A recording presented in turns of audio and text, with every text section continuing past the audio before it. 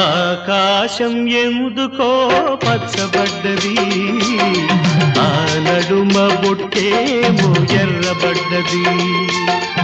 ఆకాశం ఎందుకో పచ్చబడ్డది, ఆ నడుమ బొట్టేమో ఎర్రబడ్డది.